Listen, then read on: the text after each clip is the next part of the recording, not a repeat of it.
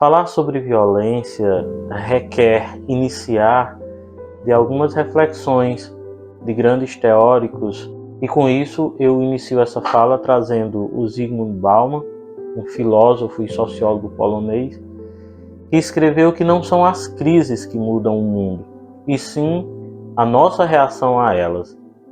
E aí com isso eu inicio também essa fala, mostrando a necessidade de que a comunidade nunca se cale diante dos atos de violência que explodem gratuitamente por praticamente todos os locais por onde convivemos no nosso dia a dia, para desenvolver as mais diferentes tarefas das nossas vidas.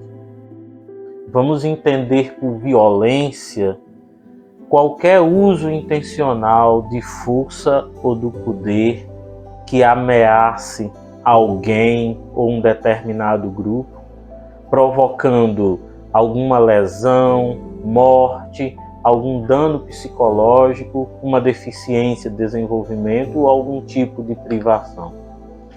E aí é importante que nós tenhamos em claro que o Brasil segue na lista entre os 10 países mais violentos do mundo.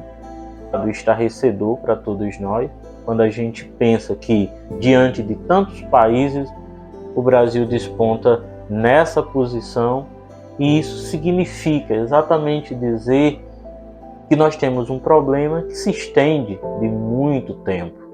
Quando a gente vai olhar para a história do nosso país e a formação social dessa nossa nação, nós já percebemos toda uma história de exclusão e de desigualdades, aspectos que acabam gerando muito mais formas de violência. Então, assim, a explosão grande da vinda das pessoas para as cidades, né, para os centros urbanos, sobretudo no final do século XX, só poderia propiciar esse cenário, porque muitas delas migraram para os grandes centros, mas sem ter direito a uma moradia digna, saúde e entre tantos outros serviços dos quais nós precisamos para sobreviver. E com isso foram se formando aglomerados de pessoas que vivem, né, com essas dificuldades, convivem com essas dificuldades e com tantas outras mazelas sociais que meio que empurram as pessoas, de modo geral, para a prática de atos que não são permitidos, obviamente, por lei, e que acabam por gerar essa violência desmedida que a gente tem assistido ao longo dos dias, nos telejornais, quando não nas emissoras de rádio, muitas vezes situações de violência que são ali pertinho dentro da nossa própria cidade, independentemente dela ser uma grande cidade ou mesmo uma cidade de pequeno porte. O Atlas da violência no Brasil revelam que as pessoas que mais são vítimas dessa violência são os jovens e os negros. Esses constituem as principais vítimas de homicídios nesse país. Não tem como a gente não fazer essa ligação entre essas questões. E aí, esse mesmo Atlas, que revela a violência no nosso país, diz também que cresceu bastante nesses últimos tempos a violência contra grupos específicos, sobretudo os homossexuais e a violência doméstica, né? Os casos de feminicídio, eu estou me referindo à violência contra as mulheres. Então, percebe-se claramente a necessidade de que medidas sejam adotadas e de que cada um de nós façamos a nossa parte. Enquanto escola, né, que aqui represento, sobretudo por desenvolver há muito tempo um trabalho com a educação, a gente tem sim essa preocupação, porque todos sabem que aqui e acolá surgem casos de violência de maior gravidade dentro das escolas.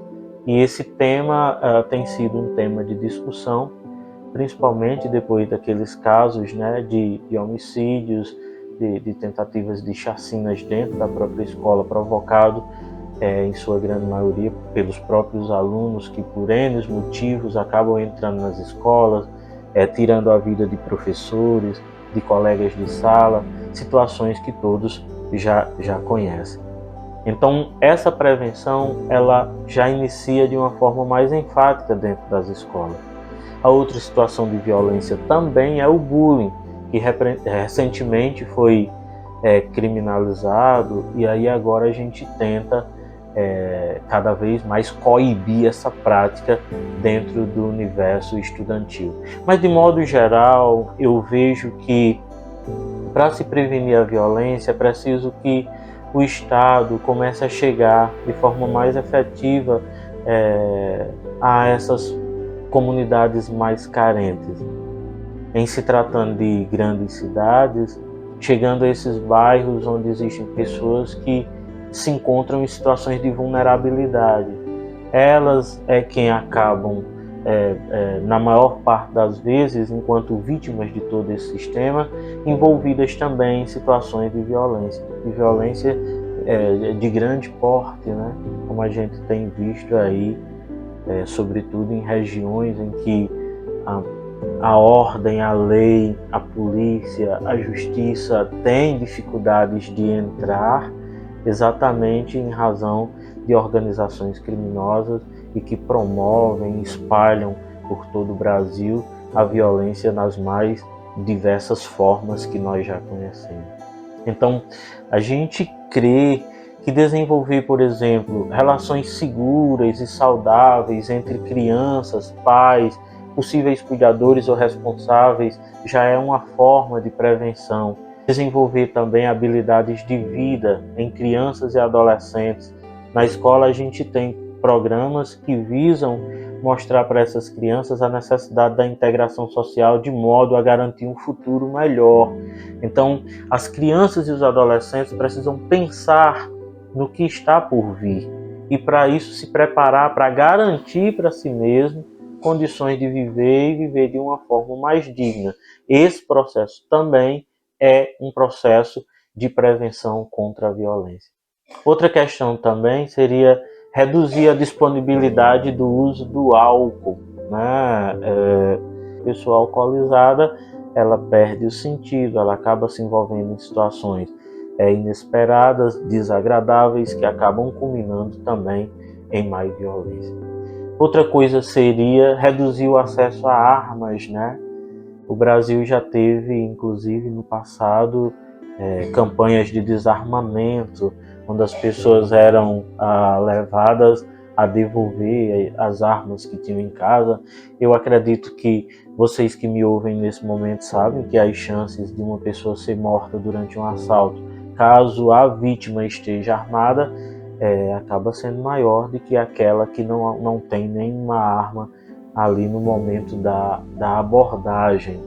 Então, assim, na escola, repito, a gente tem essas discussões, elas são paralelas, quando não relacionadas a alguns conteúdos temáticos, mas os professores sempre planejam e tentam mostrar que a violência não leva a lugar nenhum. Infelizmente, muitas vezes ali dentro da escola é feito todo esse trabalho, fora dos muros da escola a gente não tem como medir, como controlar, como estar próximo para evitar qualquer coisa que seja. Mas a educação ainda é mesmo o caminho, né? Para que a gente possa preparar essas crianças, esses adolescentes que lá estão, pensando na possibilidade da construção de um mundo melhor, mais pacífico. E aí eu encerro essa minha fala trazendo o que disse um dia o Nelson Mandela, né?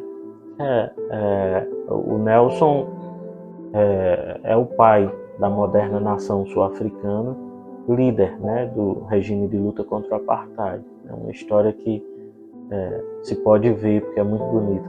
E o Nelson disse que a educação é a arma mais poderosa que se pode usar para mudar o mundo. Então é nisso que a gente se prende. E aí eu encerro exatamente fazendo esse convite a todo mundo que, assim como eu, faz educação, não esquecer desses temas que são intrínsecos à vida de todos nós, porque está presente, como disse, nas mais variadas situações e lugares, né, inesperados. É algo que a gente não tem como fazer uma previsão, mas que se empenhe nessa luta, porque o que nós não podemos banalizar, achar que está certo, que não tem o que ser feito, que é assim mesmo. Esse discurso ele é muito ruim para quem tem uma perspectiva da construção de um mundo mais justo, mais igualitário. É isso.